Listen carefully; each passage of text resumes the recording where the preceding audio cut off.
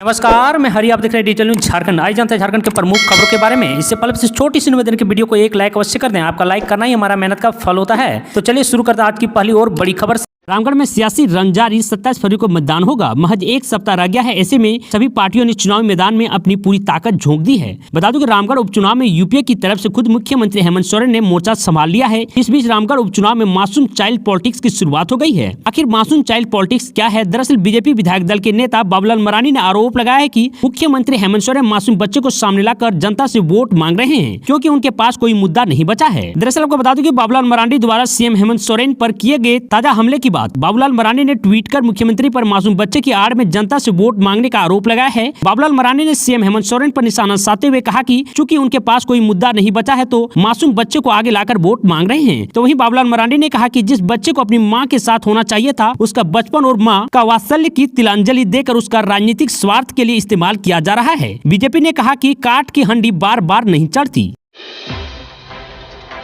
देवघर जा रहे विमान में बम की सूचना पर लखनऊ में इमरजेंसी लैंडिंग। दरअसल आपको बता दूं कि नई दिल्ली से देवघर जा रही इंडिगो की फ्लाइट में बम की सूचना से हड़कंप मच गया। विमान की लखनऊ में इमरजेंसी लैंडिंग कराई गई है। बता दूं विमान में क्रू मेंबर समेत 150 यात्री सवार थे। सीआईएसएफ ने स्नीपर डॉग की मदद से विमान तथा यात्रियों के सामान की जाँच की। यात्रियों को विमान से उतारकर पहले हैंड बैगेज फिर चेक इन बैगेज की तलाशी ली गई। तो वहीं करीब 3 घंटे तक विमान आइसोलेशन में रहा। मुकम्मल जाँच के बाद 2:55 पर लखनऊ से देवघर के लिए रवाना कर दिया गया। तो वहीं बम की फर्जी सूचना देने वाले को हैदराबाद में गिरफ्तार कर लिया गया है। खबरों में आगे बढ़ने से पहले आपसे छोटी सी निवेदन की अगर आप चैनल में नए हैं तो चैनल को सब्सक्राइब अवश्य कर लें, ताकि झारखंड की हर खबर आप तक पहुंचा सकें। चीफ जस्टिस के शपथ ग्रहण पर बोले सीएम, अब दलित पिछड़ा को आसानी से मिलेगा न्याय। आपको बता दूं कि झारखंड हाईकोर्ट के 14वें चीफ जस्टिस के रूप में संजय कुमार मिश्रा ने आज सोमवार को शपथ ली। राज्यपाल सीपी राधाकृष्णन ने उन्हें राजभवन के बिरसा मंडप में शपथ दिलाई। इस समारोह में सीएम हेमंत सोरेन भी उपस्थित थे। दरअसल आपको बता दूं कि मीडिया से बातचीत करते हुए बोले सीएम, झारखंड जैसे पिछड़ा राज्य में व्यापक कानून उलझन को ये बेहतरीन तरीके से निपटा पाएंगे। झारखंड जिसे आमतौर पर कहा जाता है कि यहाँ के पिछड़ा दलित अल्पसंख्यकों को जल्द न्याय नहीं मिलता है, पर अब उन्हें आसानी से न्याय मिलेगा। रांची में पंचायत सचिवालय स्वयं सेवक संघ के कर्मियों पर लाठीचार्ज, कई घायल तो कई रिम्स में भर्ती हैं। दरअसल आपको बता दूं कि पंचायत सचिवालय स्वयं सेवक संघ के कर्मियों पर पुलिस ने सोमवार को लाठीचार्ज कर दिया। इसमें कई प्रदर्शनकारी घायल हो गए हैं। आपको बता दूं कि इन्हें रिम्स में भर्ती भी कराया गया है। बताया जा रहा है कि मुख्यमंत्री आवास का घेराव करने जा रहे थे। पुलिस ने कर्मियों को घेराव करने से पहले ही रोक दिया। इसके बाद इन्हें नियंत्रित करने के लिए पुलिस कर्मियों ने इन पर लाठीचार्ज किया। प्रोत्साहन राशि की जगह सम्मानजनक वेतन एवं पंचायत सचिवालय सहायक पद का दर्जा मांग रहे थे। राज्य भर से प्रदर्शनकारी पंचायत सचिवालय स्वयं सेवक संघ के बैनर तले रांची पहुंचे थे।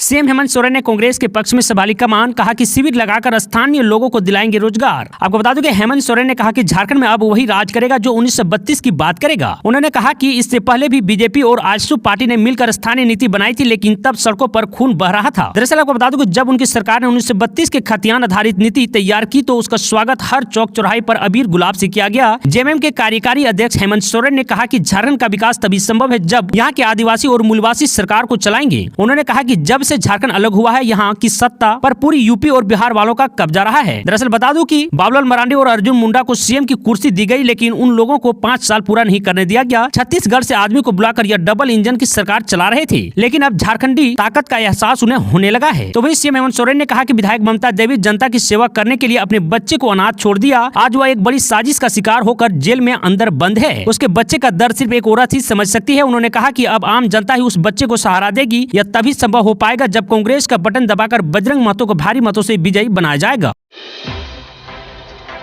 तो वहीं हजारीबाग से एक बड़ी खबर आ रही है कि सीसीएल हजारीबाग कोयला क्षेत्र की तापीज साउथ कोयलरी देखते देखते रण क्षेत्र में तब्दील हो गई। सोमवार को दोपहर तापीज साउथ कोल परियोजना में कोल डंप पर वर्चस्व को लेकर 2 गुटों में हिंसक झड़प हो गई। इनमें 4 लोग गंभीर रूप से घायल हो गए हैं, जबकि दर्जनों लोग चोटिल हैं। इस दौरान पंडाल भी जला दिया गया है। आपको बता दें कि आंदोलन की सूचना प्रबंधन को पहले ही दे दी गई थी। विस्थापन प्रभावित संघर्ष मोर्चा की ओर से 19 फरवरी से चक्का जाम आंदोलन किया जा रहा था।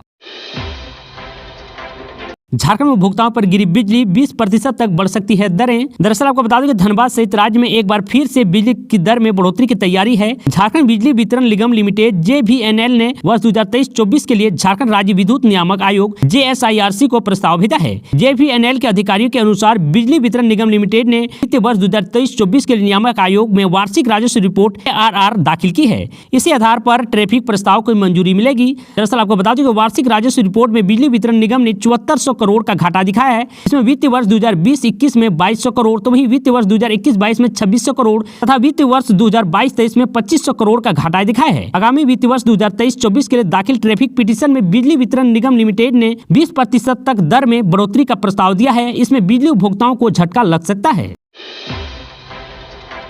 साहिबगंज में 1000 करोड़ के खनन घोटाले में बड़ी कार्रवाई, दाऊ की तलाश में पहुंची पुलिस। दरअसल आपको बता दूं कि झारखंड के साहिबगंज जिले में हुए 1000 करोड़ के खनन घोटाले में फरार चल रहे दाऊ यादव, उसके भाई जिला परिषद उपाध्यक्ष सुनील यादव की खोज में पुलिस ने सोमवार को शोभनपुर भट्टा के साथ साथ करम पहाड़ पर छापेमारी की। हालांकि अब तक वह पकड़ में नहीं आया है। मुफस्सिल थाना प्रभारी अनुपम प्रकाश के नेतृत्व में पुलिस ने छापेमारी की। बता दें कि मां की बहाना बनाकर अपू चक्कर हुआ। दाऊ में बताया जाता है कि जेब जवानों के साथ पुलिस दोपहर करीब 1 बजे शोभनपुर भट्टा स्थित घर में छापेमारी की, लेकिन वहाँ कोई नहीं मिला। इसके बाद पुलिस पदाधिकारी करम पहाड़ पर पहुंचे, वहां छापेमारी जारी थी। आपको बता दूं कि पुलिस को गुप्त सूचना मिली थी कि दाऊ यादव करम पहाड़ पर ही छिपा हुआ है, तो वहीं आपको बता दें कि पुलिस ने उसे गिरफ्तार नहीं कर सकी। ईडी कोर्ट से 28 जनवरी को जारी विज्ञापन उनके आवास पर चिपकाया गया था। इस मामले में ईडी साहिबगंज डीसी राम विनाश यादव ने पूछताछ कर चुकी है। अब एसपी अनुरंजन किस्पोट्टा से भी पूछताछ की तैयारी है। प्रशासनिक पुलिस पदाधिकारी पर अवैध खनन में शामिल लोगों को संरक्षण देने का आरोप है। ऐसे में पुलिस उसकी गिरफ्तारी के लिए दिन रात लगे हुए हैं। एक और रांची से आई उच्च स्तरीय टीम पत्थर खदानों क्रशरों की जांच भी कर रही है। दूसरी ओर दाऊ यादव के ठिकानों पर पुलिस दाबिश दे रही थी।